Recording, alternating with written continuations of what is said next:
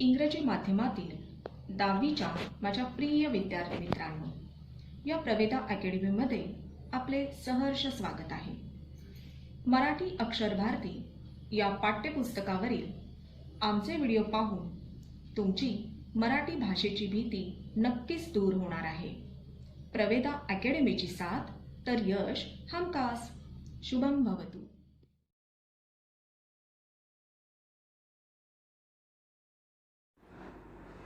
माझ्या 10वीच्या विद्यार्थी मित्रांनो, अंकिला मी दास तुझा संत नामदेव महाराजांची ही अभंग रचना आहे. आज आपण शिकण्यापूर्वी थोड्याशा गोष्टी जाणून घेऊया. आता तुमची इंग्रजी माध्यमाची असल्यामुळे बरेचसे शब्द किंवा काही वाक्य तुम्हाला समजत नाही आणि बऱ्याच वेळी जेव्हा तुम्ही पेपर लिहिता त्या पेपरामध्ये बहुसंख्य चुका होतात. तर आधी समजून घ्या नक्की अर्थ काय आहे, की प्रत्येक कवनाचा, प्रत्येक धड्यातल्या ओळींचा काय अर्थ असू शकतो. जेव्हा तुम्हाला अर्थ बाळांनो समजेल तेव्हाच त्याचा फायदा तुमच्या उत्तर लेखनाला होऊ शकेल. तर तुमच्या 10वीच्या इंग्रजी माध्यमाच्या अभ्यासक्रमामध्ये संतवाणी 2 याच्यामध्ये पहिलीच अंकिला मी दास तुझा ही संत नामदेव महाराजांची अभंग रचना आहे. ही अभंग रचना सुरू करण्यापूर्वी मुलांनो, आपण संत नामदेव महाराजांविषयी थोडंसं जाणून घेऊया. जेव्हा आपण संतांचा उल्लेख करतो तेव्हा आपल्याला आपल्या डोळ्यांसमोर येतो आपला महाराष्ट्र, ही ज्याची निर्मिती 1 मे 1960 साली करण्यात आली. सगळ्यात महत्त्वाचं म्हणजे आपल्या महाराष्ट्राला संतांची परंपरा लाभली आहे. संतांची परंपरा लाभली आहे याचा अर्थ एकापेक्षा एक सरस या महाराष्ट्र भूमीमध्ये संतांचा जन्म झाला. या संतांनी महाराष्ट्र घडवला.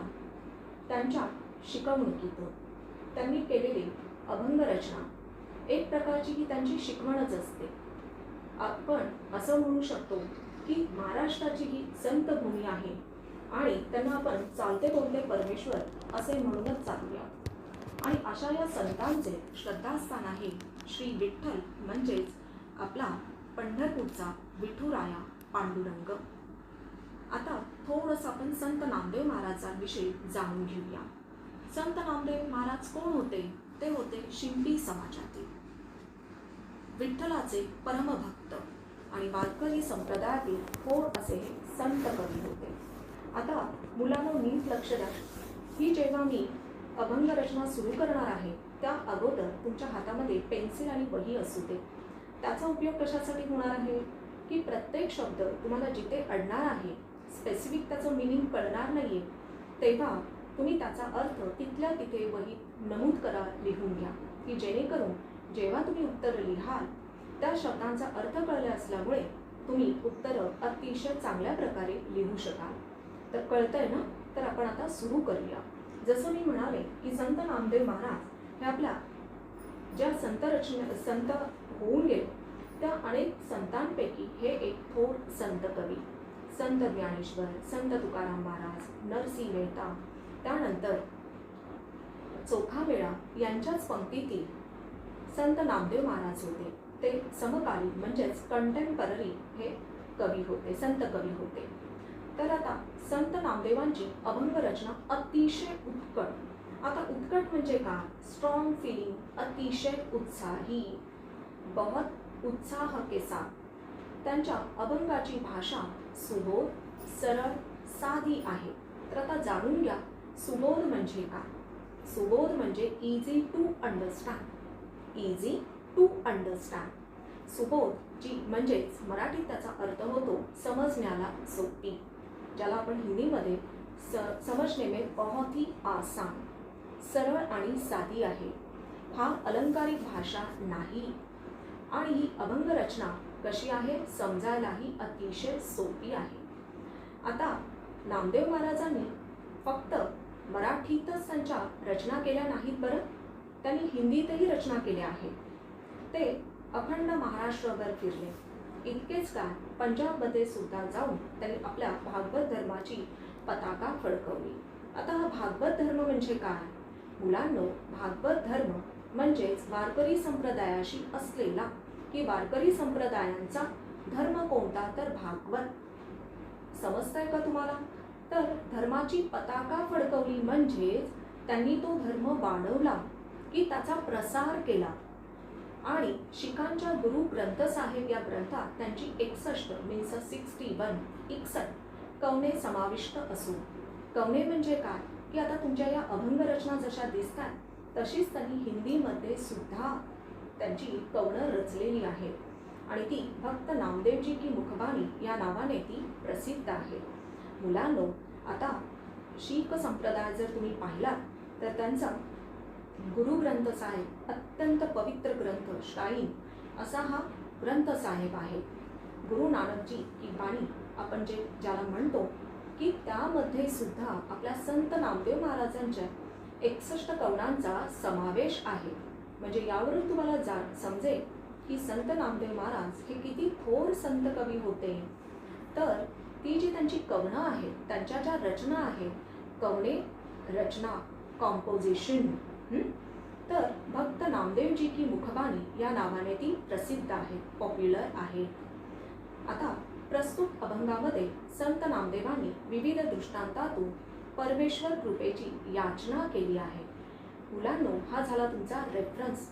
जेव्हा तुम्ही अंकिला मी दास तुझा या अभंगाची जेव्हा तुम्ही काव्य सौंदर्य वगैरे लिहाल किंवा भावार्थ लिहाल तेव्हा मात्र तुम्हाला ही ओळ तुमच्या शब्दांमध्ये लिहिता आली पाहिजे. प्रस्तुत अभंगामध्ये म्हटलंय, मुलांनो, ही कविता नाहीये. नेहमी असा प्रश्न पडतो की ही कविता आहे की अभंग. जेव्हा एखादे संत त्यांचं काव्य रचना केली जाते त्यांची, ती अभंगामध्ये ती असते, त्या भारुडांमध्ये असते. तर अशा या अभंगामध्ये तर लिहिताना तुम्ही अंकिला मी दास तुझा या कवितेत असं न लिहिता तुम्ही काय लिहिणार आहात? प्रस्तुत अभंगामध्ये भाषा जी आहे ती आपली कशी असली पाहिजे? सौंदर्यपूर्ण. म्हणून प्रस्तुत अभंगामध्ये असं आपण ते लिहायचं आहे. तुम्ही म्हणाल आम्ही कविता म्हणून लिहिणार आहोत तर ते चुकीचं ठरेल बरं मुलांनो. तेव्हा हा अभंग आहे आणि संत कवी म्हणायचं. कवी संत नामदेव असं न लिहिता तुम्ही काय लिहिणार आहात? संत कवी नामदेव महाराज आदरार्थी तुम्हाला लिहिलं पाहिजे, कारण हे संत आहे. संत नामदेवांनी विविध दृष्टांतातून, दृष्टांत म्हणजे काय मुलांनो? एक्झाम्पल, उदाहरण, परमेश्वर कृपेची याचना केली आहे. आता याचना म्हणजे काय? लिहून घ्या. याचना म्हणजे प्रार्थना, विनवणी, आळवणी. कळतं का? कि जब हम लोग ईश्वर से कुछ मांगते हैं तो इसे हम क्या कहते हैं? याचना. बरोबर ना? तो इसे कहते हैं याचना. मग आता यांनी कशाची याचना केली आहे? की या परमेश्वर कृपेची, परमेश्वर कृपा व्हावी, या परमेश्वराने माझ्यासाठी सत्वरपणे धावून यावं अशी ती त्यांनी याचना, प्रार्थना त्यांनी केलेली आहे या अभंगामध्ये. संत नामदेव महाराज म्हणतात, अंकिला मी दास तुझा. आता अंकिला म्हणजे काय?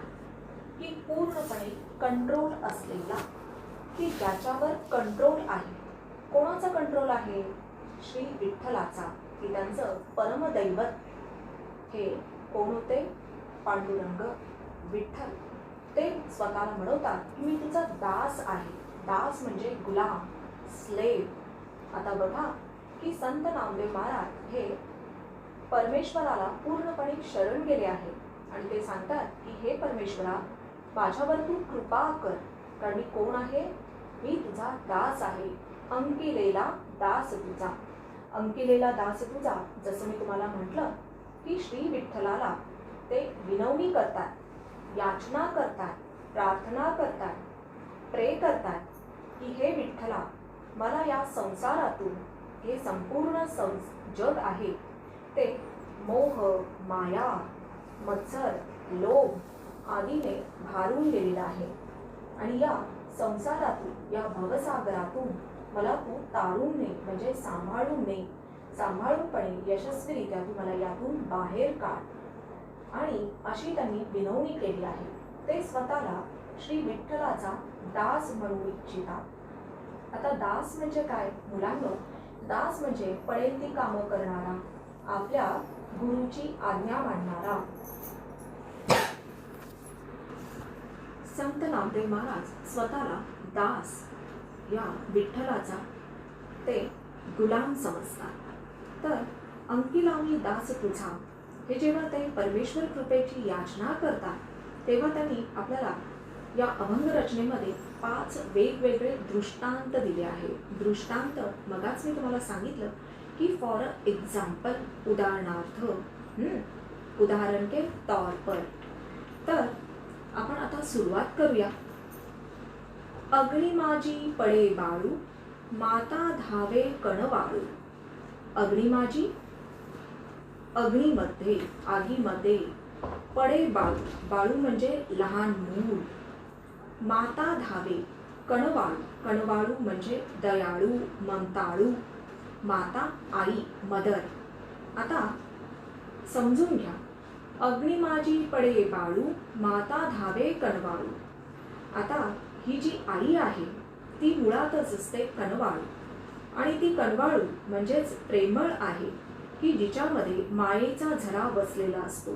की जेव्हा आपण आई या शब्दाचा उच्चार करतो त्याची सुरुवातच ईश्वराचा असणारी आत्मा, अशी ही आई जेव्हा आपलं बाळ चुकून अग्नीमध्ये पडताना जेव्हा ती पाहते, तुम्ही विचार करा, जर बाळाला थोडंसं जरी लागलं तरी ती घाबरी होऊन जाते. आणि इथे तर मात्र प्रत्यक्षपणे तिचं बाळ तिच्या डोळ्यांसमोर कसं दिसतंय, आगीमध्ये पडताना.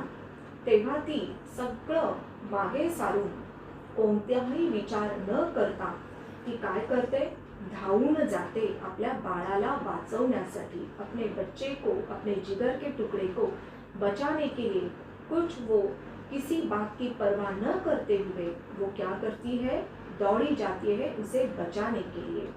तर बाळांनो, ती आपल्या छोट्याशा बाळाला ती वाचवण्यासाठी जाते. तर संत नामदेव महाराज इथे आपल्याला सांगू इच्छितात की अग्नीमध्ये पडणाऱ्या बाळाला वाचवण्यासाठी जशी माता धावून जाते मागचा पुढचा विचार न करता, त्याचप्रमाणे हे जे बाळ आहे जणू काही ते मी आहे, आणि धावणारी जी माता आहे हे परमेश्वरा, हे विठ्ठला, हे तुझं प्रतीक आहे. ज्याप्रमाणे आपल्या बाळाला संकटातून वाचवण्यासाठी, त्याच्या जीवाचं रक्षण करण्यासाठी जशी ती धावून जाते, हे पांडुरंगा, हे दयाघना विठ्ठला, तू माझ्यासाठी धावून ये. हा झाला मुलांनो पहिला दृष्टांत. यहाँ तक हम लोगों ने पहला उदाहरण पूरा किया है. अग्नि माझी पडे बाळू, माता धावे कणवाळू. समजलं इथपर्यंत? आता ते पुढे म्हणतात, तैसा धावे माझिया काजा. आता बघा, संतांची रचना असल्यामुळे तुम्हाला सरळ साधं मराठी मिळणार नाही. याच्यामध्ये शब्दांची रचना ही थोडीशी वेगळी असणार आहे. माझिया म्हणजे माझ्या, माईन. काजा, काजा म्हणजे कामासाठी. अंकिलामी दास तुझा, तैसा धावे माझिया काजा, अंकिलामी दास तुझा. संत नामदेव महाराज बघा किती आपल्याला रसाळ वाणीतून आपल्याला सांगताय, तैसा धावे, जशी ही माता, जशी ही आई आपल्या बाळाला वाचवण्यासाठी सत्वरपणे धावून जातीये, तसाच माझ्या कामासाठी सुद्धा, माझ्या कार्यासाठी सुद्धा हे परमेश्वरा पांडुरंगा, तू माझ्यासाठी तू धावून ये. का धावून ये? मी सर्वस्वी तुला शरण आलेलो आहे. मी तुझा बंदा गुलाम आहे. तू मला काय केलेलं आहेस? माझ्यावर पूर्णपणे कंट्रोल, तुझा अंकुश आहे. तर मुलांनो, समजला का पहिल्या दृष्टांताचा भावार्थ? कृपया तुमच्या कमेंट बॉक्समध्ये पाठवा. तुमच्या सूचनांचे स्वागतच असेल. उर्वरित अभंग आपण पुढच्या व्हिडिओत अभ्यासणार आहोत. पण तत्पूर्वी प्रवेदा अकॅडमीच्या चॅनलला लाईक करा, सबस्क्राईब करा आणि जास्तीत जास्त शेअर करा. धन्यवाद.